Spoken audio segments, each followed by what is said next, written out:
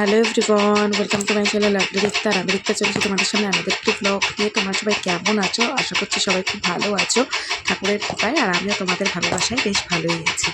তো আজ দিনটা কিন্তু 4 মার্চ, মানে দোলের পরের দিন, হোলির দিন। তো সবাইকে জানাচ্ছি দোল চলেও গেছে, তো দোলের প্রীতি শুভেচ্ছা এবং অভিনন্দন। যেহেতু ওই দিন চন্দ্রগ্রহণ ছিল, তো আমরা ঠাকুরকেও রং ছোঁয়াইনি আর নিজেরাও রং খেলিনি। তবে আজকে হচ্ছে হোলি, তো আজকেই আমার বড় যা বলেছিল যে ঠাকুরকে দিয়ে তোমরা রং টং খেলতে পারো। তো আজকে আমি হোলির দিন রং খেলার যে দোল উৎসব সেটা শ্যুট করেছি, ব্লগ শ্যুট করেছি।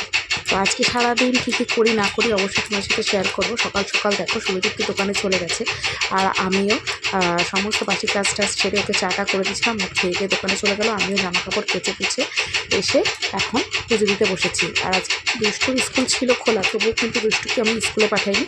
আর এখন এখানে যেহেতু আজকে এবার আমার প্রথম সিংহাসন পাতা, তো এর জন্য ভালো করে ঠাকুরের পায়ে কপালে আবির ছুঁয়ে দিচ্ছি। জানি না কোনো ভুল ত্রুটি হচ্ছে কি না, কীভাবে নিয়ম কানুন কী করা উচিত না করা উচিত আমার কিছুই জানা নেই।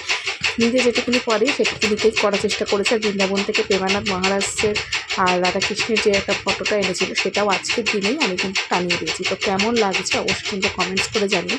গ্রহণের দিন তো সকালে মাছের ঝোল ভাত টাত করে খেয়েছিলাম দোলের দিন, আর 1টা-2টোর মধ্যে খাওয়া দাওয়া কমপ্লিট করে ঘুম টুম থেকে উঠে আবার রাত্রে সেদ্ধ ভাতটা রান্না করেছিলাম। পুরো গ্রহণটা ভালোভাবে পালন করেছিলাম।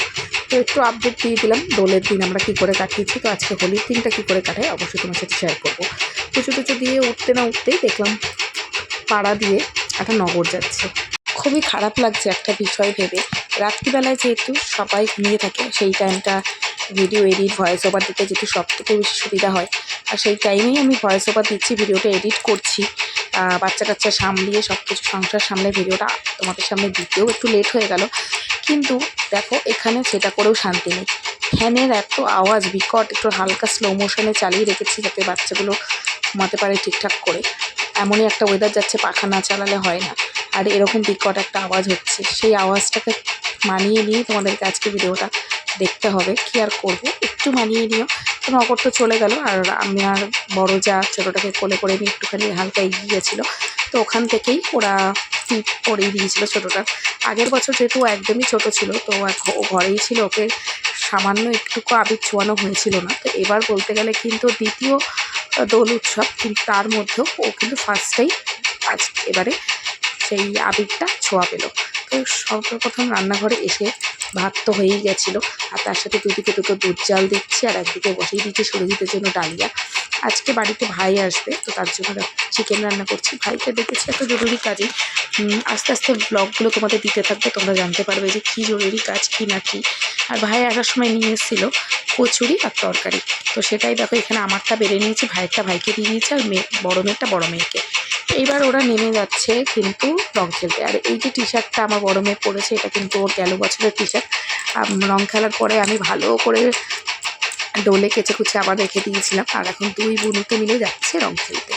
তো ছোটোটার মুখ তো অলরেডি ভূত করে দিয়েছে, ও দিদিকে বলেছি একটু লাগাতে, ও একবার সবুজ রং লাগিয়ে দিয়েছে। তারপর পরে আমি সমস্ত রান্নাঘরের কাজ মানে মিটিয়ে আসলাম যে ওরা কোথায় রং খেলছে দেখতে। তো দেখলাম আমাদের বাড়ির প্রত্যেকটা মেয়েরাই রয়েছে আমার জায়ের পেছনের দিকে। তো দেখো ছোটোটা ধাক্কা খেতে পড়ে গেল, কিন্তু ও না কাঁদে না, ওর ব্যথাটা যাই না কি হয়, ও অতটা কাঁদে টাদে না, কিন্তু এর সাথে উঠতে চায় না, ওইভাবে স্ট্যাচু হয়ে পড়ে থাকে। তো ওর মুখের অবস্থা দেখো, ওর গায়ের অবস্থা দেখো।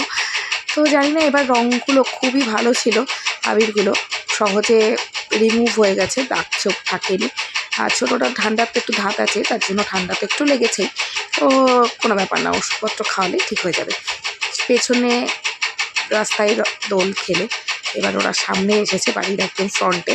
ওখানে আমি ওদেরকে রান্নাবান্না যেহেতু আমাদের হয়ে গেছে, তো আমি আমার ঘরের দুটো মেয়ে আর আমার সেজো জায়ের মেয়েকে নিয়ে রাস্তায় রয়েছি, ওদেরকে গার্ড করছি যাতে ওরা ঠিকঠাকভাবে আনন্দ ফুর্তি করে খেলতে পারে, কোনো রকম যাতে কোনো অসুবিধা বা কোনো রকম বাধা না পায়, কোনো বিপদ না ঘটে, এটাই হলো মেন কথা।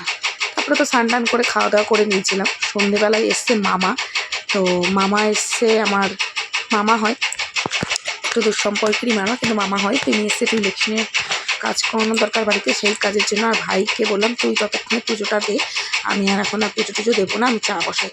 চাটা বসিয়ে টসিয়ে তো খাওয়া দাওয়া হলো, মামা খেলো টেলো, মামা চলে গেলো বাড়ি। তারপরে আমাদের এখন দুপুর রাত্রিরে খাওয়া দাওয়া হয়নি। দুষ্টুকে একটু হোমওয়ার্কও করেছিলাম, আজকে পড়াতেও আসিনি। বুধবার দিন, হোলির দিন, তো এইভাবেই কেটে গেল। তোমাদের কেমন কাটলো অবশ্যই কমেন্টস করে জানিও। এখন আমরা বসে বসে টিভি দেখছি, মা মেয়েতে। তো টিভিটা দেখতে থাকি আর ব্লগটা এখানে শেষ করি। নেক্সট দিন একটা নতুন একটা ভিডিওর সাথে দেখা হবে। বাই।